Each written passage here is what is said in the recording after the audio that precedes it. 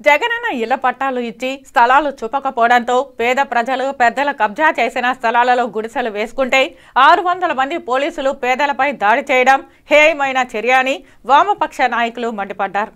Tirupati press club లో media సమావేశంలో CPM నాయకులు మాట్లాడుతూ కరకంబాడి పంచాయతీలో ఎర్రగుట్ట మీద సర్వే నంబర్ 153/1లో ఉన్న కబ్జాకు గురైన 150 ఎకరాల భూమిలో పేద ప్రజలు గుడిసెలు వేసుకుంటే 600 మంది పోలీసులు పేదలపై విచక్షణ రహితంగా దాడి చేశారని సిపిఎం నాయకులు మండిపడ్డారు.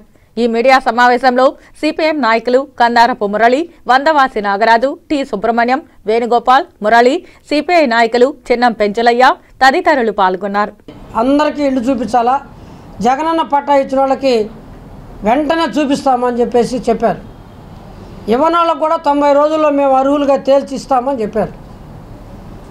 ఆర్డీఓ, డిఎస్పీ గారు ఆ ప్రతినిధులతో చర్చించి మేము వాళ్ళందరూ కూడా ప్రత్యామ్నాయ స్థలాలు చూపిస్తాము, అక్కడ వీలైతే అక్కడ కూడా ఇస్తామని చెప్పారు. స్వయంగా ఆ నియోజకవర్గ ఎమ్మెల్యే మధుసూదన్ రెడ్డి గారు పేదల దగ్గరకు వచ్చి నేను వారం రోజుల్లో ఈ సమస్య పరిష్కరిస్తాను, మీ లిస్టులు ఇవ్వండి అని చెప్పారు. లిస్టులు తీసుకున్నారు, ఆయన వాళ్ళ ఇంటి దగ్గరకు పోయి ఇచ్చారు. ఇది జరుగుతూ ఉంటే ఈరోజు తెల్లవారుజామ 3 గంటల నుంచి ఏదో పెద్ద ఉగ్రవాదుల్ని పట్టే పెద్ద పిస్తాలు బయలుదేరినట్టుగా 600 మంది పోలీసులు, ఒక 3 జేసీబీలు, ఒక ఫైర్ ఇంజిను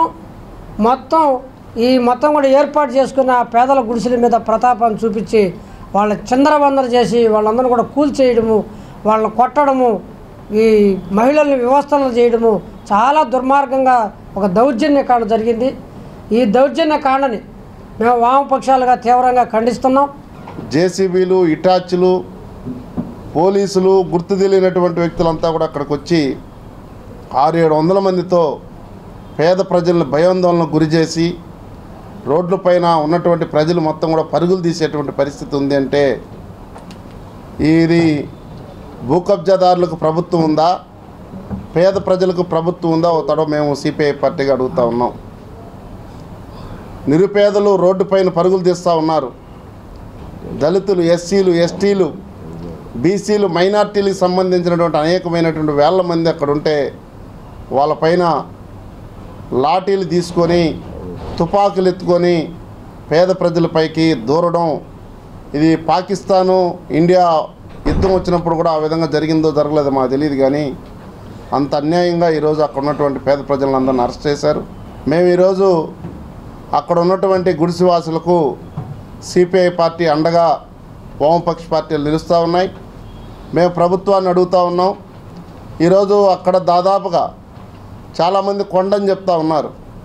కొండ ఎందుకు సదరమైంది? మేము సదరం చేసింది కాదు అది.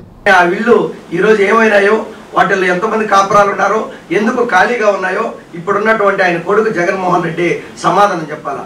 ఇవాళ ప్రభుత్వ ఖజానా పేరుతో డబ్బుల్ని హెచ్చించి ఇల్లు కట్టారు. ఈరోజు ఏ ఇళ్ళని ఈరోజు పేదవాడికి పంచారు.